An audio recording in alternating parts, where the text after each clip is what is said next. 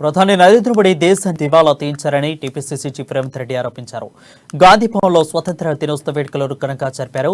జెండాను రేవంత్ రెడ్డి ఆవిష్కరించారు. కేంద్రం గత ఏళ్లుగా స్లోగన్లకు మాత్రమే పరిమితమైందని అన్నారు.